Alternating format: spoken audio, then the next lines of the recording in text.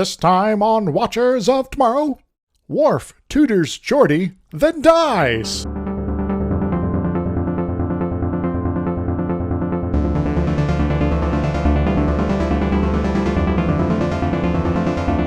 Hello, welcome to Watchers of Tomorrow, the sci-fi review and critique show that only has one weakness: boxes.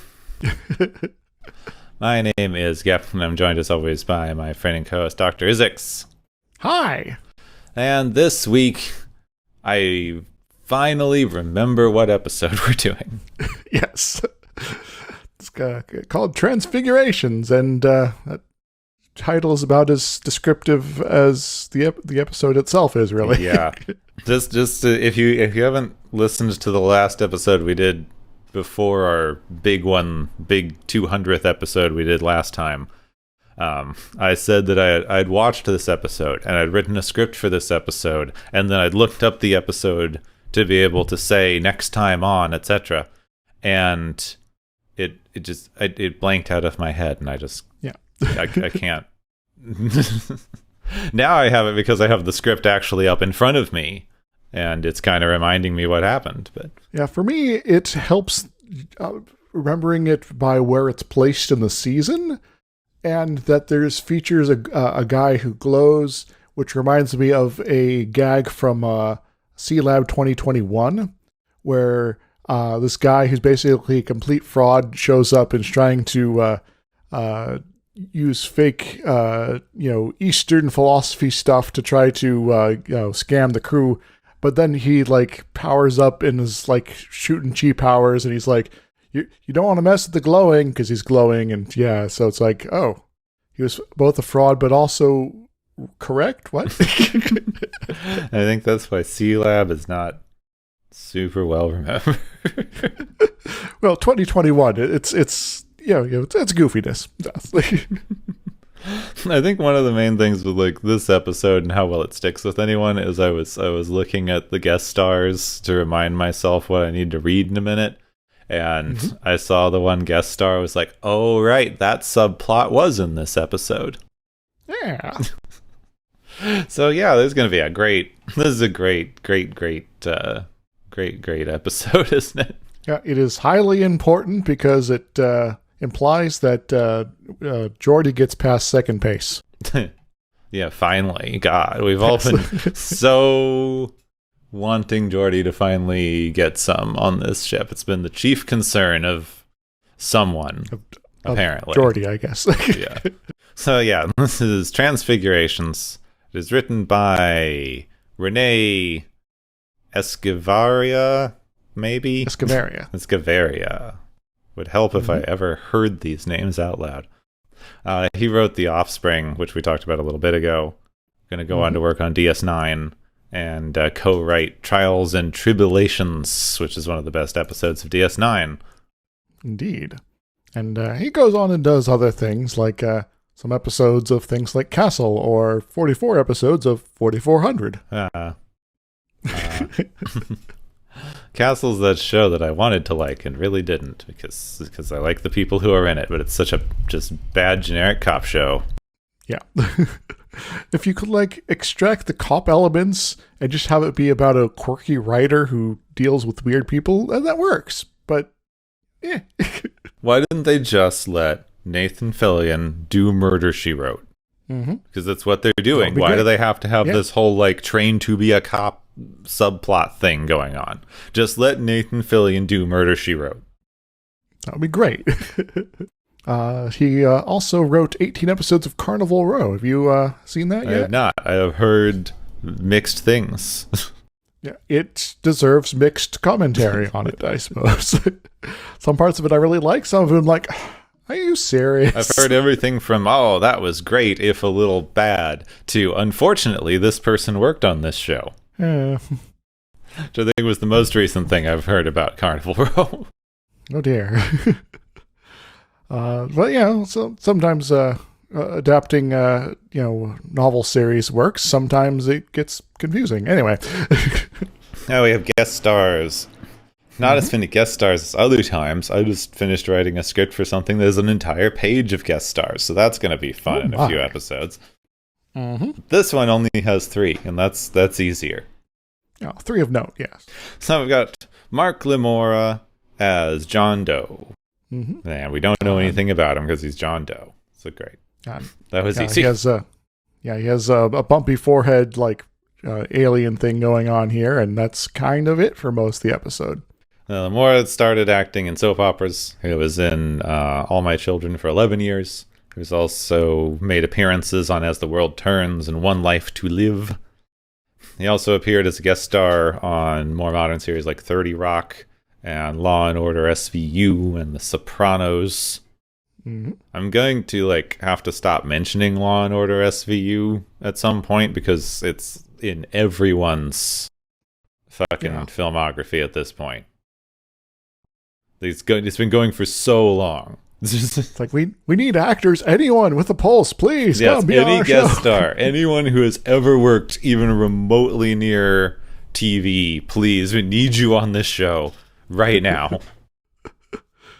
Oh, he was also in a episode of Bill and Ted's Excellent Adventures. I believe that's the cartoon that they did. Oh yeah, we've had several people with that. Once you work in sci-fi anywhere, it just I feel like all the sci-fi people know each other, and you just start getting weird sci-fi gigs. Yes, it's not quite a cul-de-sac where you can never escape, but it's a place to visit. So we also have Jewel Warner, who reappears as Christy Henshaw, who's the one who rejected Geordi in Booby Trap. Yeah. She was, was like, this is getting a little bit much, huh? She was also on soap operas for a bit. She was on Guiding Light. I've never heard of half of these soap operas. Well, I've heard of that one. She's later been in films like Doc Hollywood and was in The Puppet Masters. Best known for playing Danny Lupin on something called Family Law, which I've not really heard of either, if I'm being honest. She was apparently in something called Little Women, Big Cars, and the sequel. Okay, great. Yeah. So I'm not sure if it has any relation with Little Women, the Americana novel there. You'd think maybe, because she doesn't look that short unless they're doing some camera stuff. Four soccer moms struggle to balance their busy schedule, family lives, and sanity. Okay. All right, sure. Oh, also Flatliners. Oh, yeah, that looked bad. It's something that I've seen parts of, but it was kind of hard to watch, so I'm losing interest. Anyway. And we also have Charles Dennis as Sunad. He began acting in the 50s on radio series, doing a lot of radio series. He was a writer and playwright. Some standouts where he wrote the adaptation of his own novel called Finders Keepers. Huh. He voiced Rico in the animated movie Home on the Range, which was that weird one with cows, I think. Was that the one with all the male cows had udders? Yeah, I'm pretty sure. Excellent. Trans cows. Trans representation. Disney's first trans characters. The real ones. It's also the voice of Odahving from Skyrim. Oh, that guy. Also wrote and acted in the 1984 CoverGirl. Easy, breezy CoverGirl. Yeah, Natural. I forgot Natural. There's another one I was going to mention. Due South. That's one on the list here. But anyway, I'm forgetting another one that he was in doing some voice acting. I think Not to be confused with the other movie, Due North. Yes. Apparently he played Adolf Dolphy Hitler. Something called Hail Hitler. I'm sure that's very funny and not tasteless at all, probably. Well, it was 2010. It was a more innocent time. It was then, a different time.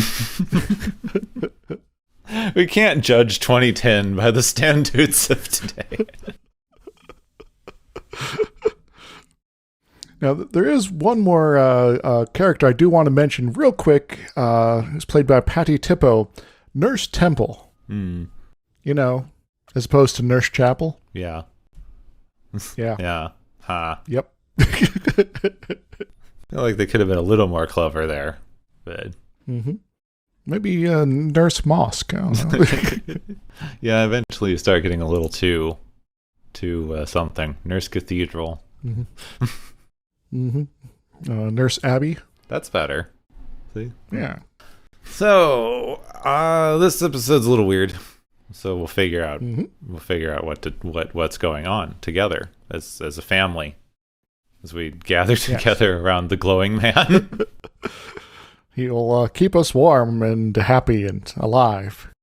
So Geordi and Worf are hanging out in 10 Forward, talking about a girl, because Geordi's worried about talking to her. Worf points out that words come later. First, you must have the fire in your eyes. I mean, he's not wrong. Yeah. You know, if you're going to be trying to hook up with somebody from across the room into like a bar situation, aka 10 Forward, you know, kind of giving them the look and making sure that they notice that you're looking at them, that's maybe a good first step. Not in a creepy way, though. Yeah. See, I feel like this is where a lot of the pickup stuff goes wrong. Kind of, like, because, you know, the words should not come first. You should not just walk up to a random person and start wording at them. You should try to suss out if there's any kind of mutual attraction happening first. Yes. You know, you don't want to go up there and say, hey, the voices in my head tell me that you're the one. Let's hang out. Because that would be weird and creepy.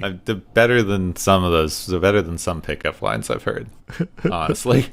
Would you like a worm do?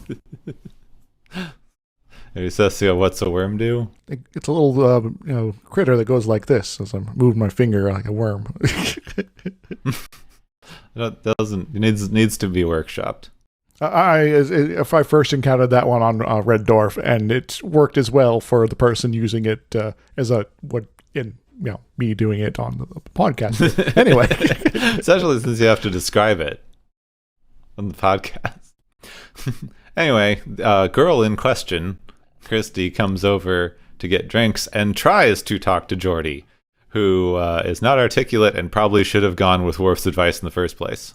Though he does seem more coherent than some of the times I found myself a little flabbergasted because someone walked up to me like that. Though usually in those particular cases, like, this person's talking to me, I don't know what's going on. I should be friendly. Do you like stuff? Because of I just learned this. It's possibly due to my dyslexia. It can take me an extra second to catch up if something unexpected happens. So if someone tries to unexpectedly talk to me, it usually takes me a little bit awkward amount of time to catch up to the fact that someone is trying to talk to me, and then it takes me a minute to like parse out what they said. So if someone randomly talks to me, I'm usually like, what? Pardon? I'll let my brain process this for a minute. Okay, and they've already left. Great. So he doesn't get much time to feel bad about this interaction because he's immediately called to the transporter. Crusher's also on her way because they have detected a crashed ship on a nearby planet. Beam down to find a man who's barely alive, crushed under debris. Geordi wants to beam him out, but he's too injured to transport. Which is interesting because I remember this distinctly from an old Star Trek adventure game I used to have. This was one of the puzzles. Is you got onto a station and someone was under some debris, and if you tried to transport them, they die because they're too injured, and then you like lose the game. And the solution in the game was that you do not transport the person out from under the thing. You transport the thing out from on top of the person. You know, they should really get to the habit of doing exactly that. But right now, Crusher pulls out a magic doodad, and it's going to link Geordi's autonomic nervous system with this guy's autonomic nervous system. Which I'm going to say a lot because I know I'm saying it wrong. Autonomic. Yeah, the part of the brain that tells your heart to like beat and stuff. And you'd think that you just have a little computer that could synchronize that. Yeah. and you wouldn't have to hook it up to Yeah, somebody. like a super pacemaker. Yeah. This is like technology that we have partially already. We just need to, turn it into a face-mounted portion. But what we got to do here is as soon as Geordi is connected to the thing, there's an energy doodah that hits Geordi. He's fine, though. It's great. They get all three of them up to sickbay, and everyone's fine. Now, if I'm being genre-savvy enough, this clearly means that Geordi's going to be possessed and going to try to take over the ship soon. Yeah, that's usually what happens when this kind of thing goes on here, and we should maybe pay attention to it, because it happens a lot. It's not even like I had 2 nickels thing. It's like this is like 7 or 8 episodes. It's like I remember that time they go down to a planet and they're like searching for survivors or maybe bodies or something like that for a long ship, and this is already like 5 episodes on its own, and Of course, none of that's happened yet so far, except in original series. yes. So later on the bridge, they give Picard a blue jar, and he just holds it for like a weirdly long time during this conversation. He's just holding a random blue jar. Well, he likes ships in bottles, and this is kind of like that, but a computer. They've identified the ship as an escape pod. There's debris in orbit, so probably the ship that the escape pod came from blew up. And then they address the blue thing. This is the only part of the ship that wasn't too damaged to be able to do anything with. We don't know what it is. The reason that I found this so awkward is they hand him the blue thing, then give 10 minutes of other explanation, and then address the blue thing.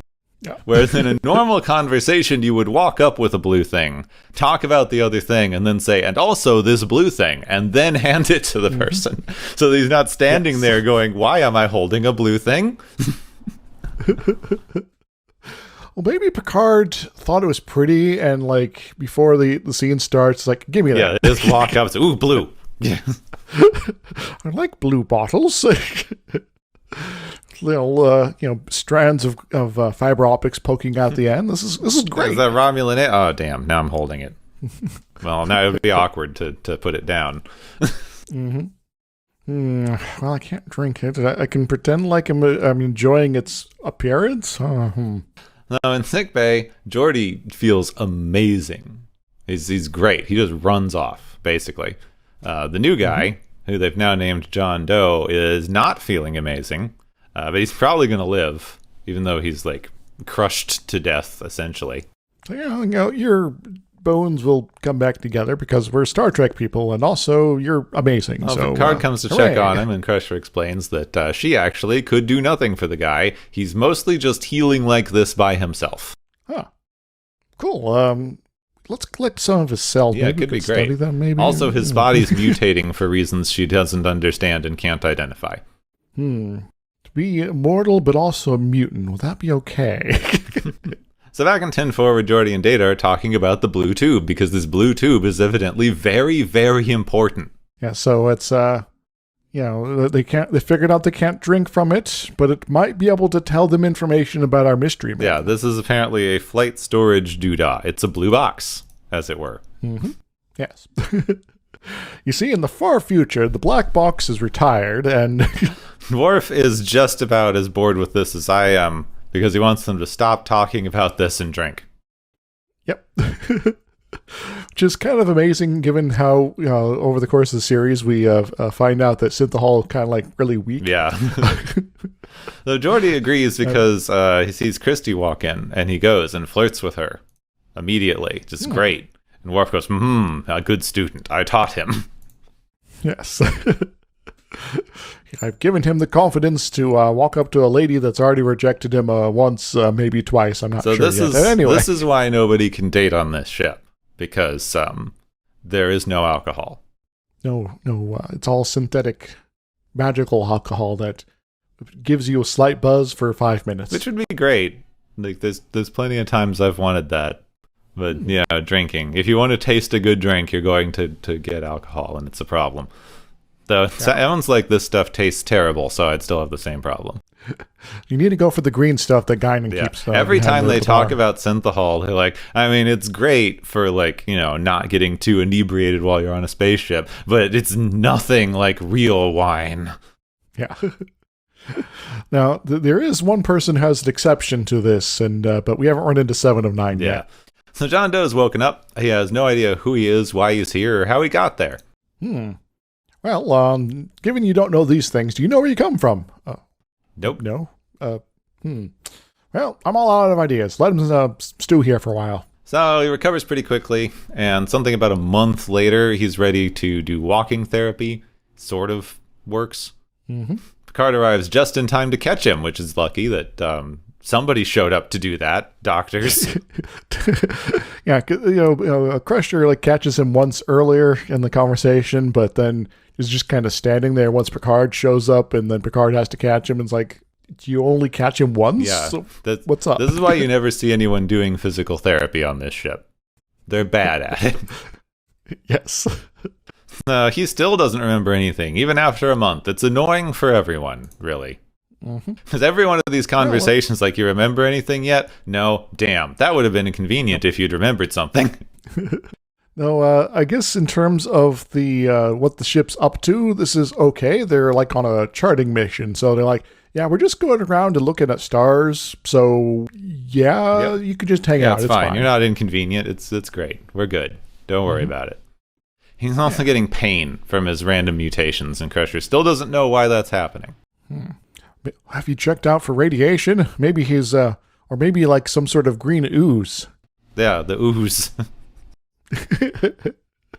Do you like turtles, by the way? Yeah, it makes you more confident and ninja-esque. Yes. You're going to be able to vanish into the shadows, provided you stop glowing.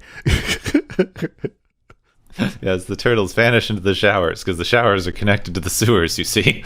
Yes. So Riker catches Geordi and Christy making out in the turbolift, because Georgie's feeling great and confident all of a sudden. It's like, this is amazing. Everything in my life is amazing right now. Hopefully you can keep this going at least through the next couple episodes. That'd be great for him, right? Yeah, it could never get mentioned again. Also. Yep. Back in sickbay, O'Brien comes in with a dislocated shoulder from kayaking. Wesley also comes in to talk to his mom about dinner. He's got a nice new red uniform now, because he got promoted before. Yep. John Doe is also doing better. He can pace around. And when O'Brien gets a little bit impatient about how long it's taking for his shoulder to get done, John touches him, and it heals the shoulder instantly. Wait, is John secretly Jesus? Yes. John Jesus Doe. Doe Christ.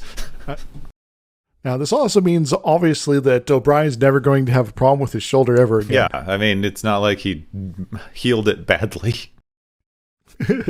I know this is, not important in any way, but if you had a dislocated shoulder, your shoulder would not be sitting in the right place on your arm. So when someone healed it, it would move.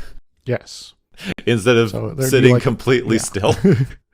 There'd be some obvious shifting of something in there. Yeah, this is probably the absolute worst injury for them to have chosen to show off this healing power. Maybe O'Brien comes in and it's like, yeah, I ate too much chili and now my stomach is is actually on fire because it's alien chili. That's also doesn't even make sense because it's injured stuff. Your shoulder has popped out a joint and that has caused injuries, but the shoulder joint is not actually injured per se, to the point where if you knitted up the muscles and tendons, it would suddenly just pop back into place.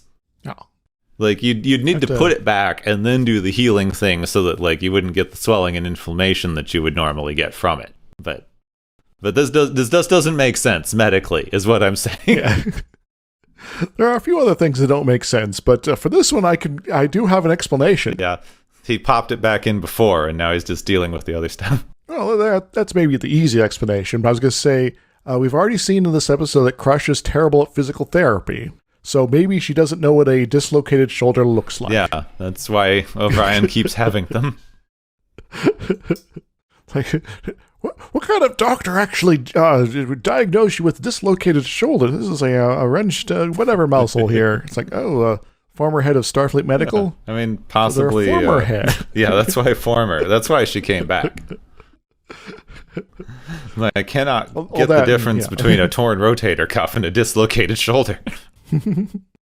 Yeah, it's almost as bad as that guy that couldn't identify that ganglion thing jig. Yeah. Anyway. Also, if you're ever kayaking, anybody who kayaks, if you ever dislocate your shoulder from lifting up the paddle, you just like use your other arm to like pull the paddle forward, and it kind of like punks back in there. Well, Brian should learn this technique. Yeah, it happens to him a lot. Mm-hmm. So often it's used as a plot point several times in DS9. Yeah. If you dislocate your shoulder in the wilderness and you can't get it back in before it starts swelling, you lay on the side of a table with your arm hanging off the side, and you put a weight on top, and it will like slowly force itself back in. Huh. I don't know why so much of my wilderness training as a kid focused on dislocated shoulders. This is a thing that I know a weirdly large amount about. Well, maybe they suspected that you're going to be dislocating everyone's shoulders for some reason. I know. I only did it once, and it popped right back in after. It's because I was playing football with some stupid people in high school. Those fools. So anyway, John has no idea how this worked. Crusher has no idea how this worked. John has no idea why he even tried it. It was just sort of instinctive. So something deep inside of him is causing the power to rise up. So after this, Crusher and Wesley have to go to dinner. Wesley keeps creepily hinting that Crusher might want to date John, which is creepy. Mm-hmm. I don't know why they decided that they had to do this, but like, it's really creepy. It's a bad writing decision. Yeah, there's a few elements of like kind of what in this episode. Like, you're with the bigger patient with no memories. Kind of want to jump his bones, right? Right? Yeah, Mom, you should go do that. Wesley? Oh, so scandalous. Oh, but maybe. I mean, he's no green ghostly fog. Yet. Yeah, same character. Surprise. You can't prove it's not. So on the bridge, Geordi and Data are trying to solve the blue tube. Geordi thinks they keep trying to use it like it's mechanical, but it's not. It's biomechanical. It like uses RNA. This is like maybe the origin of Voyager's gel doodles. Perhaps. And this is, I believe, using a kind of uncertain idea from the 60s that has never actually panned out in terms of people actually trying it in the real world. They could somehow get data to store on RNA chains, like reading nucleotide bonds. Yep. Yeah, that sounds like it wouldn't work well. Yeah, not really. How would you get it to translate that to something a computer could look at? I guess you'd need some sort of crazy Star Trek sensors. Would you have to? You'd have to like sequence the DNA every time. That takes a while. Yep. But it has been a whole month or more at this point since they picked this guy up and the blue tube here. So maybe this is one of those. Geordi's just now remembering, oh yeah, I did start this process a month ago. So they read the nucleotide chains inside and get a star map, but they don't have any point of reference, so they can't, figure out what the flight path is. So they use math. Math and pulsars. So first they look at all of the course changes and assume that they would have to be in proportion to the closest gravitational body. So that gives them a bit of an estimate of the mass of nearby stellar objects. And then they find some stars with higher mass, so those are probably neutron pulsars. And very, very conveniently, there is a full-on English number underneath the star map. Now, they did say, it's like, give us like some translation of this, and it just pops it out. But it is a little questionable still that they are able to extrapolate so much, given how little they know about this. Yeah, it's like you didn't even know how this worked before, and now you suddenly know how to translate their numerical system into a normal human time interval. Yes.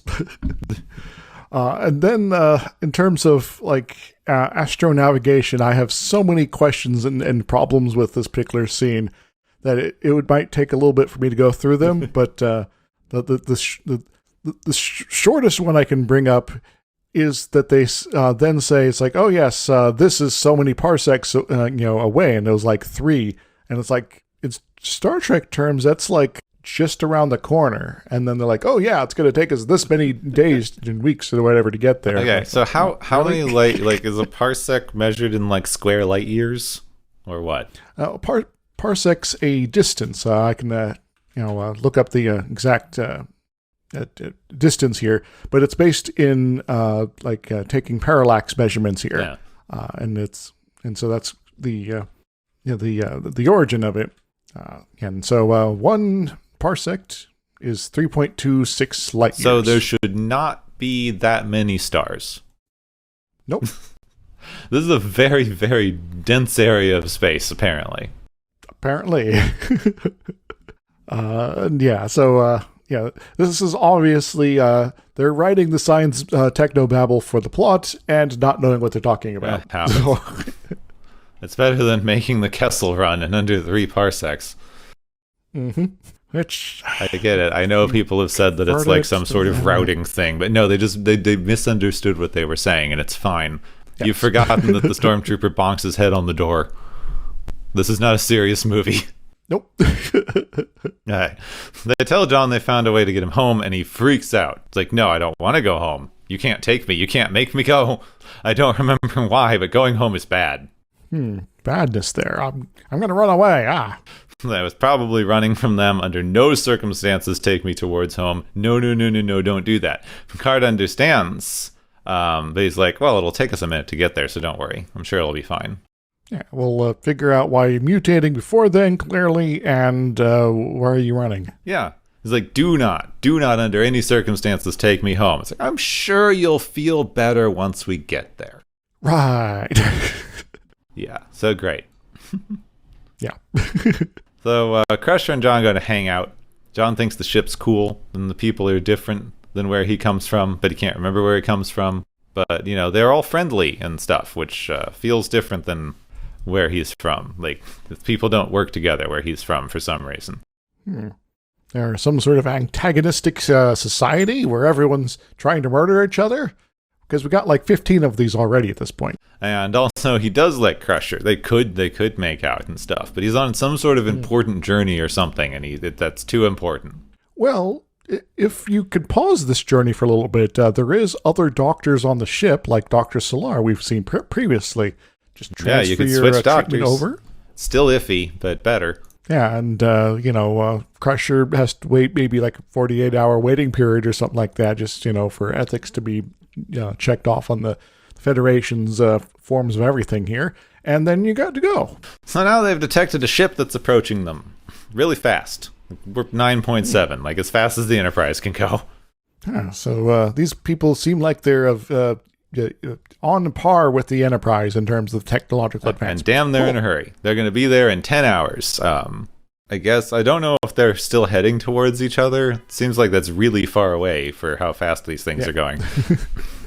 Yes, it's like Warp 9. It's like, you can get between star systems in like a few hours, while, if you're going, anything less than that, it takes a little bit longer here. But so they should be like right on top of them if they're coming from anywhere nearby. Yeah. But if they're from, I guess, 3 parsecs away, then that means that they are super far away. Seems like. John also goes a bit glowy and starts yelling. Says he needs to get off the ship, and he runs to shuttle bay. Custer calls security. John gets the bay door open. Worf tries to talk him out of the control room where he's opening the door, but then John accidentally glows at him, and Worf falls over the railing and breaks his neck, why are Klingons' backs so bad? Maybe they're not used to gravity. Like, the only thing that can kill a Klingon is any falling. You fall, something falls on you. Remember how the Klingon captain in Star Trek 4 died? Yep. He fell. Yeah. Just fall. That's the only way to kill a Klingon. But once they do, it's dead easy. Now Klingon Mook, they're a little easier. You can basically break their back via hitting them in the stomach with a blunt blatla. But a main villain, you have to use something a little bit more, more ingenuity, like tossing them off a building. That's why they promote people the more they don't get killed, because you have to identify which ones have the strong backs. Yes.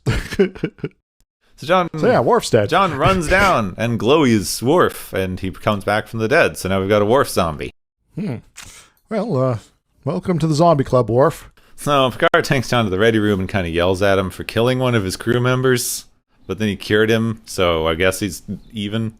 Now, I remember that one time in the original series where this sort of thing happened, where one of the crew was, just randomly killed and then brought back by the intruder of the week, and Kirk was like, I need to figure out how to talk another computer to death. But Picard's like, yeah, we're chill enough. I just have to be angry. Yeah, it's like, I need to admonish you for killing someone, but then congratulate you for bringing someone back to life. So I guess consider yourself punished. Yeah. And this won't really factor into any decisions I'm going to make in about 5 minutes of this episode. So, So John doesn't want to hurt anybody. He thinks he should be allowed to leave before he does. It's probably because they don't have any particular right to keep him prisoner. Mm-hmm. But they also don't have any particular right to force him to go somewhere he doesn't want to go, and they're doing that. Yeah. In fact, you could request, some asylum maybe, and, let's get the heck out of here before whoever those people are pick me up, So before they have time to say or do anything else, the other ship gets here. It has its shields up. It's ready to fight. So they run to the bridge. Geordi very awkwardly grabs John because they have to resolve a plot point. Says, thank you. You gave me the confidence from before because that energy blast thing gave me confidence. He goes, no, the confidence was in you all along. The energy blast was made up to give you your confidence. Yeah. It's like a magic keychain. The ring is bogus. I got it out of a Cracker Jack box. So the other ship finally hails them. And John recognizes the captain and that he's dangerous. Captain introduces himself as Sanad, and they are harboring a fugitive and also transgressing into their space. This means you should probably put up buoys or whatever. Yeah, there should be. However you pronounce that. There should be some sort of internationally recognized space border marker because it's space. Yeah, this star system and everything within this many parsecs is ours. So they chased down 3 escaped prisoners before, and they thought this one was dead, and they need to hand him over so they can kill him. Wouldn't that be double jeopardy? Good point. So Sedan refuses to say why they want to kill him. Other than that, he is a destructive influence. They have 2 hours to comply. Well, you could always be a Socrates at them. What does that mean? How do you know for certain he's a disruptive element? Yeah. So discussion time. Observation lounge. Are you certain you're even a captain? So of course, how do you know? We don't agree with the death penalty or disruptive influence, yada, yada, yada, but we respect other people's laws, blah, blah, blah, etc. They can't figure out what to do because moral problem that's not really respecting other people's laws and handing somebody over to no questions asked to be executed for no particular reason they've making you understand. This is not a moral problem. Yeah, the Enterprise is effectively Federation sovereign territory, so Federation laws apply to him at that point. And assuming he's not going to murder anyone and bring them back to life, then we should be good to go in terms of treating him as just any old person here. And you would need to come up with some sort of, say, extradition treaty with the Federation in order for us to hand him over, because that would be reasonable, right? Yeah, this is not your whole we can't interfere with the natural evolution, etc., etc. This is you have a guy on your ship and you don't want to eject him into space to die. It's pretty simple. It's not. They keep having these do we respect their laws or not? It's not probably. What do these laws have to do with you? They should probably have to explain themselves a little bit. How do you even know that this person is a law-abiding government official? You have no idea who this dude is. This guy could be, someone that John owes money. Yeah, according to the Federation, any random person who wanders up and says, I represent this government, let me kill this guy. It's we have to respect your laws, I guess. Yeah, and you want us to, put him in a clown outfit first? Okay. So Crusher's against this, obviously. Everyone else is a bit non-committal, which doesn't make any sense. But they go to talk to Sadat, and Picard is willing to leave and give them John. But he'd like to know a little bit more about what he's accused of, because, John has weird powers and healing things and glowing. Sadat calls him a liar. I'm confused. He's been corrupted. He's no point in talking to you anymore because you're stupid. Apparently these aliens are just another group of folks that are completely unreasonable, so... So, Sadat turns on some kind of doodah that keeps everyone on the Enterprise from breathing. Which is kind of absurd in terms of technology. Yeah, this is an insanely overpowered weapon to introduce here. Yeah. Like, this is something that the Federation would maybe want to figure out a defense against, because apparently it cuts through shields and just causes people to die. It just directly affects every crew member. You can just take out the whole thing and have a completely undamaged ship ready to waltz over and do whatever with. Yeah, so that's a major threat. So John sees Crusher choking and does a glowy healy thing, and she can breathe. And he remembers who he is now, very conveniently. I am Glowing Man. Thank you. I remember who Jesus. I am. I am Space Jesus. He touches the ship, and glowy heals everybody on the ship because it can go through walls, I guess. Yeah, and you just have to be near a wall for it to work. So one person who is suspended in the middle of a cargo bay because they tripped and fell over some cables or something like that, they're the only person that's out of luck here. Yep. So John gets to the bridge and magics Sadat over because he can transport people now. So he's like, haha, now you can't blow up the ship because you're here. Well, take that. I guess I could tell my people to blow the ship up anyway. So John remembers who he is. His people are on the verge of evolving into energy, but the government thinks that it's bad and calls it a disease, and they can cure it by killing anyone who shows signs of mutating. But now they can't stop him because he's a big glowy orange man. Yeah. So this is a little weird. So I guess you're going to go hang out with the Organians next? Yeah. Now he can go evolve other people, and that's it. You can't stop me now. I have superpowers. So it does beg the question of how does the government know that this is the process that's going to be happening, that they're going to have a bunch of energy-based people to worry about now? They don't, obviously, because if anybody got here, they'd be fucked. So... Oh, well, that's another baffling thing about this episode. So Sadat gets transferred back to his ship. They leave. John thanks them. He's like, sorry, I have to go. I would have loved to continue being here and having sex with your doctor, but I have to go uplift my people and be Space Jesus. So I'm going to turn into a glowy ball of energy and leave. Goodbye. Whoosh. Enjoy looking at the koala. Don't get that till lower decks. True, but it's fun to have retroactive continuity sometimes. So that was probably the least memorable episode of Next Generation, unless there's one I've forgotten. Yes. Like I remember that time the episode got like a computer virus, and then the other time that did that. But this one, I'm like,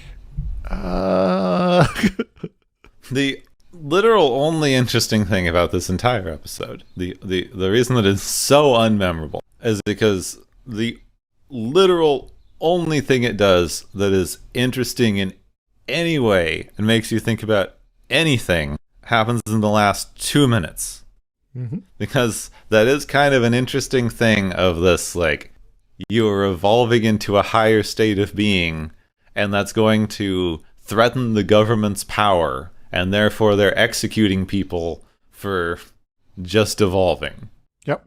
This is very, very easily not a good metaphor. It's a very clunky metaphor, and it has a lot of problems. But it's a very easy to see metaphor for the government trying to control disruptive social change.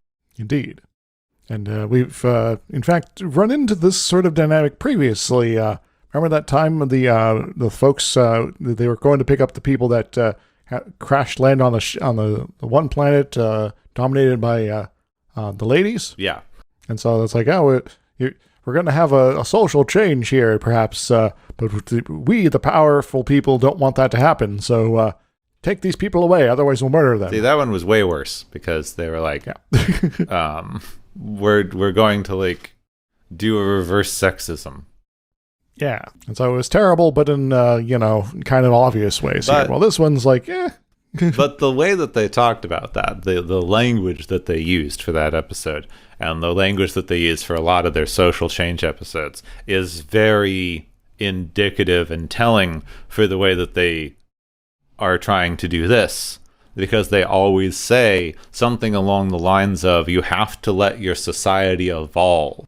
Mm-hmm. You are always in this idea that progressive social movements are a natural evolution to a higher state of society, which is difficult to talk about because if you criticize that, it sounds like you're saying that you don't want society to move to a more liberal, enlightened state of social change where people have more freedoms and abilities to express themselves and personal freedoms and autonomy, etc. But the idea that it's just a natural state of evolution that's being fought is a pretty harmful one, because it kind of encourages the idea that this is something that's going to happen regardless. It just happens. So you don't have to do anything. Yeah, it doesn't matter if anyone does something. This is just the way society evolves, and the people who are fighting it are fighting a ultimately losing battle against the forces of nature itself. So, you can half-ass it, or you can let everyone else engage in the struggle, and it'll take place. Just trust us, right? Yeah, it's fine. And this is this is a very, very ham-fisted metaphor to be shoved into the last 3 minutes of an episode. Yes. Because you have the evolution thing, which is as we just covered, is like the natural evolution of society towards a better state of being. And you also have this weird, they did the racism thing. We talked about this a little bit in our 200th episode. It was mentioned the whole you try to do an allegory for racism, but then it turns out that these people actually not only have superpowers, but have been using them to subjugate everyone around them. So the racism is actually justified. You're kind of doing that. The metaphor's terrible. We don't know anything about this government. It's probably bad, given they're just randomly executing their citizens. But they are trying to stop someone from having literal superpowers that now is completely outside of any control structure.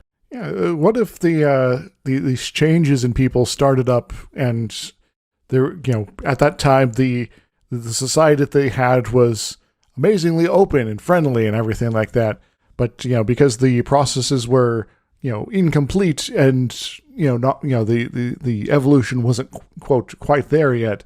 It resulted in people with superpowers who couldn't control them and started just randomly killing lots of people, and that caused a reactionary movement against this, and et cetera, and there's maybe a lot more going on here that is unfortunate, but is not as clear cut as this metaphor is trying to be. Well, you kind of have a weird thing here where it's since it's a metaphor for social change, you're making a very strong implication that only good people are evolving.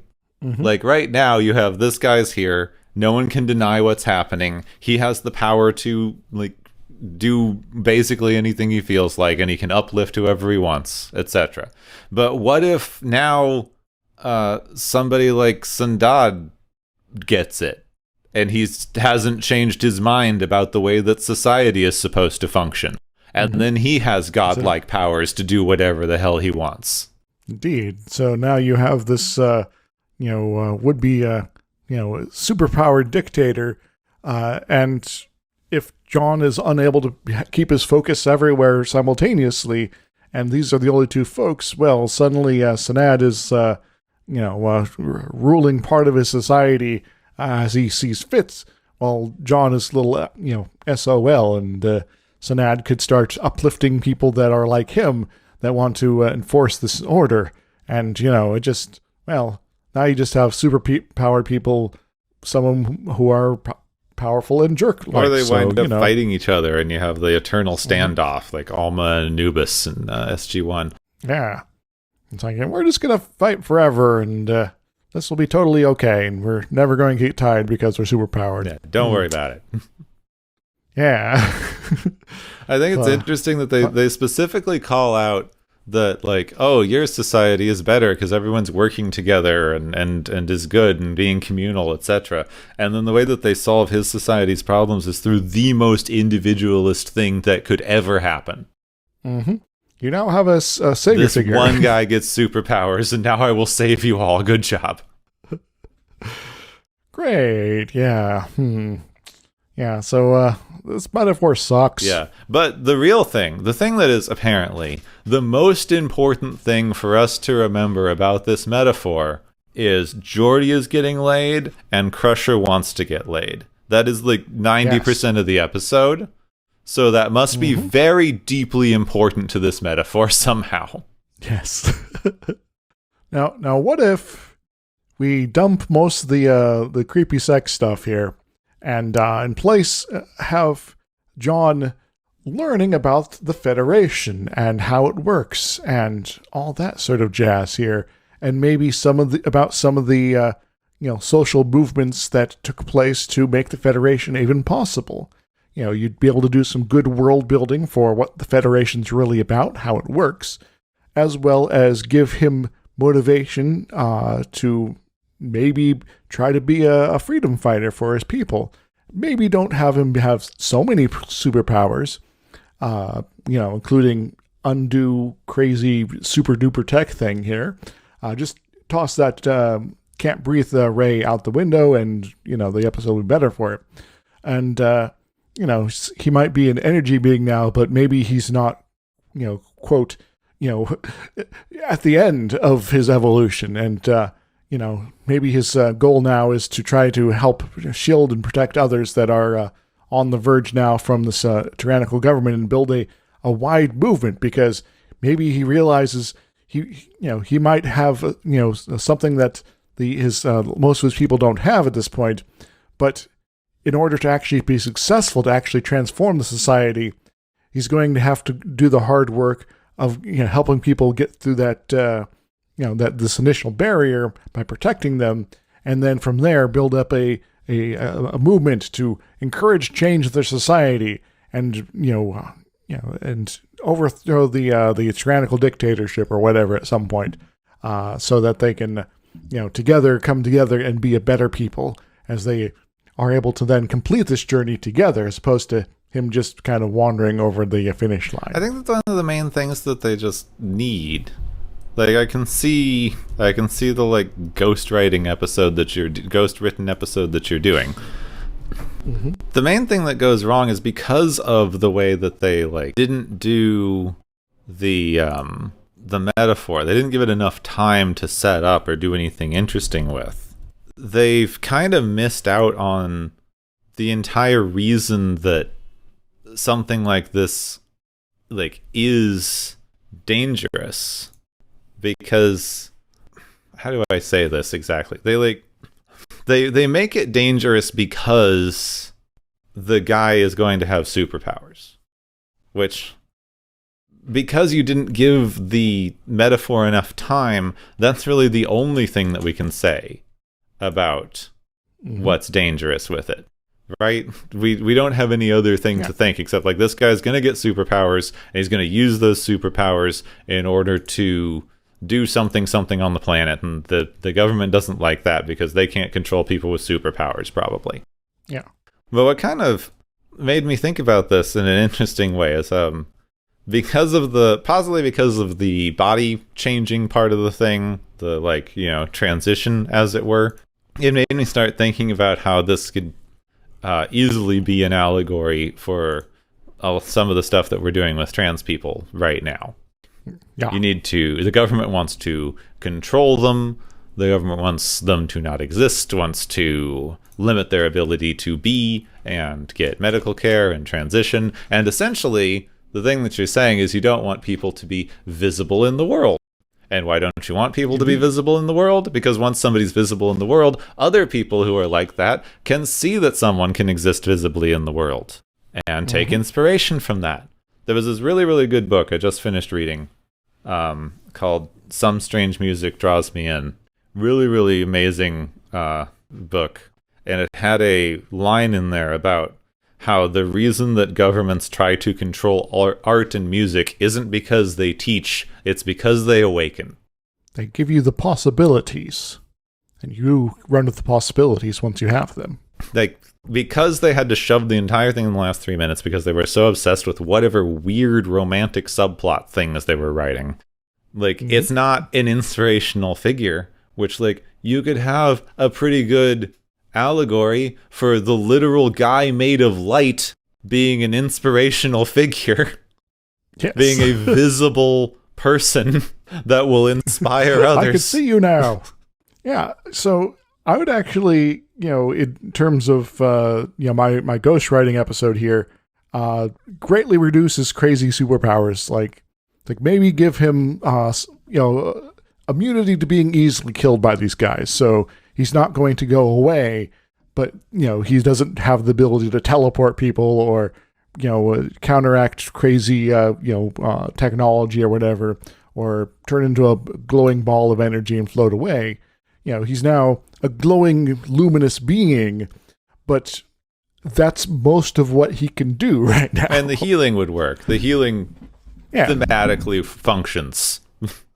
Like, yes. You are going to bring healing to your communities and get rid of the wounds that the government is causing people, etc. Like, that thematically, the healing works. All the other crazy stuff that's like, now you're a god. Yeah, that's as godly as trans people are. I don't think it's working for the metaphor. No. And so, instead of having a confrontation and him having to save the day, he, once he's reached this step, have him basically say, all right, I'll come over to your ship. I surrender. And knowing that they can't hurt him anymore, then it's like, well, they might imprison him for a while, but eventually he'll get out. Well, he'll outlast somebody them will notice. Someone will notice the glowy guy. And then people will start going like, did you see the glowy guy? They don't have rapid onset glowy guy syndrome. Yeah. Man, some of the bonkers things that people come up with to be just anti-trans bigots, it's just so baffling. It's like, you're just reaching so hard to be, to justify being mean to people. Yeah, like, you really are. Yeah, it frustrates, to put it lightly, I suppose. So anyway, I did my queer duty as overstretching a metaphor from the 1990s that they didn't have any idea what it was doing with to make it a trans episode. Yes. It's called Transfiguration. Figurations. So, yeah. So I guess I don't have a whole lot left myself other than to complain more about that damn bottle with the RNA in it. I mean, I guess they're saying that they have a very, very fast way to sequence DNA at this point. And there's also the data. I guess it comes to Star Trek star charts and pathways in general. It's like, okay, so maybe what you're representing is not fully a two-dimensional picture of 3D space. In the universe, they're actually able to see it in 3D or something crazy like that. I don't know.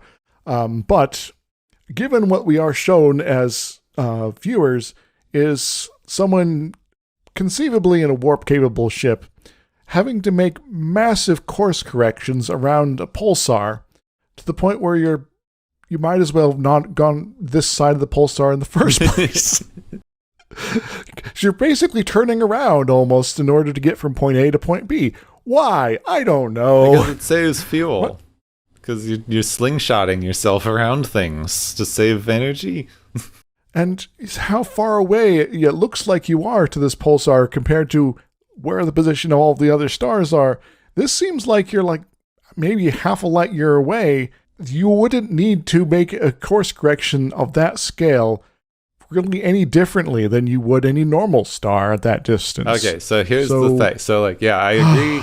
I agree the scale thing is probably a big issue. Help me. But so you're going at warp, which means that you have, like, removed yourself from the physical realities of, like, space-time around you.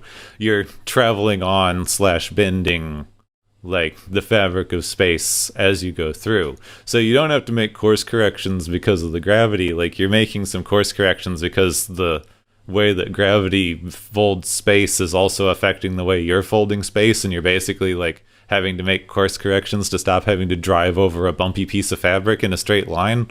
But it still wouldn't require something that big for a pulsar. Maybe pulsars have special warp field something or others because of the spinning. Maybe that's how we discovered warp technology, is that spinning, the spinning star does a special spinny thing. And so warp plasma is actually miniature pulsars that are all spinning in a resonant way in order to create warp bubbles. Yeah, that's why the Romulans can use a black hole to do whatever they do. Like a black hole, because it doesn't make any sense at all. I know it's Star Trek science, and it doesn't make any sense at all. So like, isn't the only reason a black hole gives off energy is because it's already sucked up a bunch of stuff? Generally, there's the the interactions that it can produce with material nearby, but there's also black hole radiation due to the interaction of the gravitational field generating virtual particles, which then accidentally one of the vertical particle pairs falls into the black hole while the other one escapes. And stuff like that. That sounds quantum-y. That doesn't even make sense. Yeah.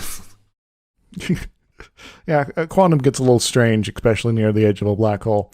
There's also, considerations with entropy, but, anyway. Oh, man, but this stuff, it always bugs me as a physicist. I'm like, this shouldn't work like this. Yeah, you should have gotten yourself a sci-fi consulting position. Yeah. I'll go back in time and yell at the writers of the episode. Renee, guess what? I'm going back and I'm going to invent a time machine to go tell you things in the past. This was 1990, so I'm guessing unless you graduated very early, you probably did not have your PhD yet. No, not that. I was a little young. I don't know. You could have been a super boy wonder. Well, I tried to be at times, but then I'm like, now I'm just getting tired, so I'm going to stop reading the encyclopedia, and I guess I learned a couple things today.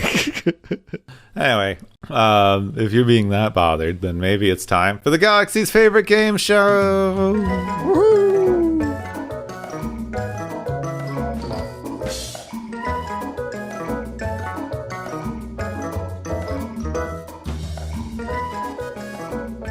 Hey everybody, welcome to the Galaxy's favorite game show. Our various contestants have been, producing a lot of luminosity today, but also racking up some points here, so we're going to start handing out the prizes. Our first one is the Sufficiently Advanced Aliens, which goes to John after he acquires his full glowing powers at the very least, and I suppose anyone else who joins him at some point, because apparently he has powers that are kind of Q-like, but who knows what kind of things are going on at that stage, so, what does he win, Captain? John wins his blue glowy map thing back, because I don't care how many random superpowers you just picked up. You probably don't know where your planet is from here. That's a you good got point. here in a spaceship. I don't think you know how to walk back. Yes. Maybe he'll come back to the Enterprise and just kind of hide in a cargo bay for a while, and until he can yoink the blue bottle back.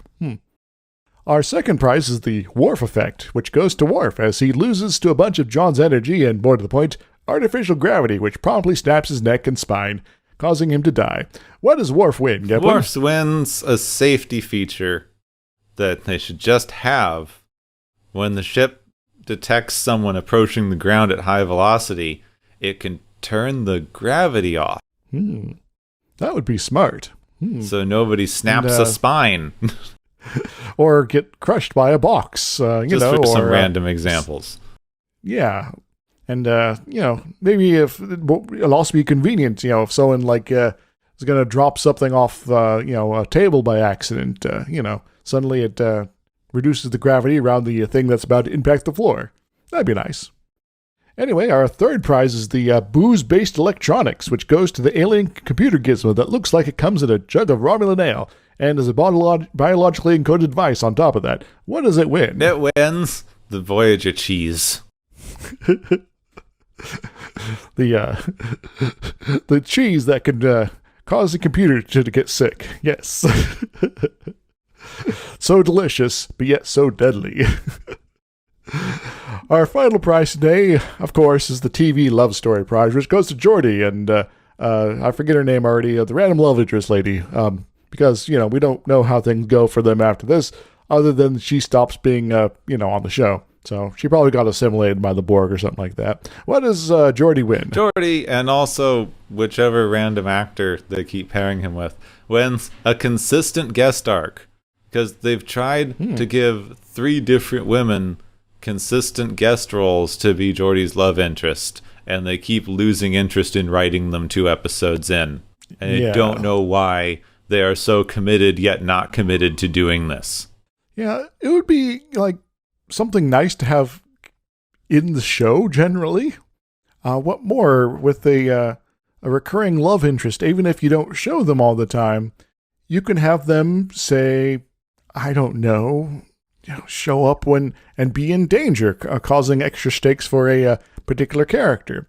Or maybe you could go the Keiko route and have them get married, and then she gets possessed by Paul Wraith or something like that. Or maybe they date for a while and then just keep coming back occasionally, and then one day there's a terrible thing and they turn evil and come after the Enterprise's recurring villain instead. That'd be fun. Yeah. Maybe they should just stop writing these things when they don't have a plan. Yeah. I can't remember specifically. I don't think they ever said the name of Geordi's wife in Star Trek Picard. I don't recall it myself. So maybe you're just supposed to be able to imagine it's any of these people. Yes. Maybe it's actually Nurse Temple. Yeah, that's true. Yep. I guess it can't be the one, and now I'm forgetting her name, but it can't be the one person because she showed up elsewhere. She showed up again in Lower Decks. Mm-hmm. And was a captain. So I guess it could be her, but they didn't mention her dating Geordi at the time. True.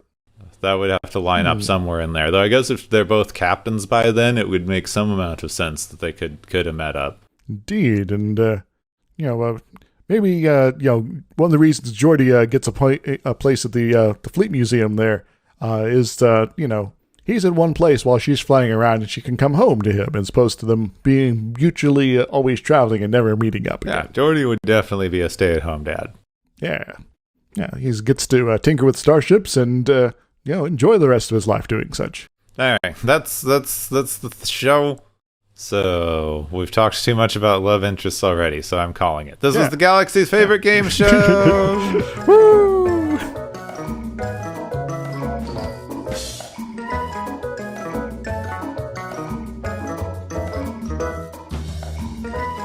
Next time, we have Picard's reoccurring love interest. Yes, and it's not the Romulan ale jar that wasn't Romulan ale. I mean, as for what we learn, she's there. We don't find out she's there until one of the movies, but she's definitely there. She was definitely there the entire time. Shush. Yeah. Yes, and the reason is still there later is time travel / teleporting / it was all in his head / Wizard did it. Yeah, Wizard did it. Shut up. Yeah. Space wizards. Space wizards. Oh, that's how we do the Star Trek Star Wars crossover. Star Trek, it's like, we want to find some wizards. Well, we have this Magus 2 place.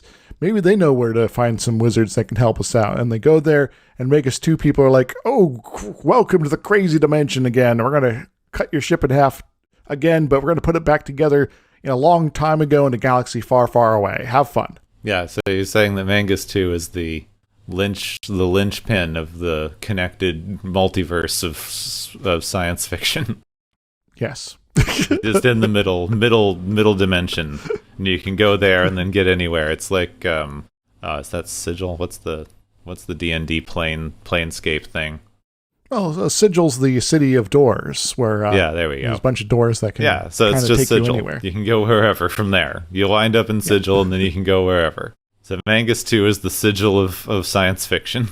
And which I guess it kind of makes sense that if it's keep it following an analogy, then that it's not a Lady of Pain situation exactly, but locals there are maybe not too interested in having other superpowered beings come in to mess with stuff and then cross over to other locations. So like, yeah, we're going to keep the various godlike entities on, outside this territory, but random ship can just fly through here. It'd be great. Yeah, so you're saying that they won't instantly flay all of your skin off if you do something wrong. And welcome back, anyone who doesn't know Dungeons and Dragons. Next week, we're going to be doing the best of both worlds. One of the, most popular episodes of Star Trek in general, not just TNG, because it features one of the iconic bad guys of the series, and it really kind of drives home the fear, as well as completes Riker's character arc. Yeah, sort of. They still do other weird stuff with the character arc, but he finally gets to get his revenge on Picard. Yeah, but blowing him up. Yeah. Spoilers. There's a lot to talk about, I suppose, and I guess we should probably discuss exactly what we're going to do for it, because it is one of those things they start doing in Star Trek where suddenly it's like, oh, we're at the end of the season, let's do a part 1. Yeah, they do this. It's not that important for this one. We've decided that because this episode's less of it is a continuous story, but each of the 2 episodes has markedly different themes. So it's going to make sense to do it as 2 episodes where we can talk about the 2 different themes. Mm-hmm. So next week we are doing Best of Both Worlds Part 1, which is the season finale of this season of Star Trek. Yeah, season 3 coming to an end. And, fire. Next time on Watchers of Tomorrow, Picard embraces togetherness.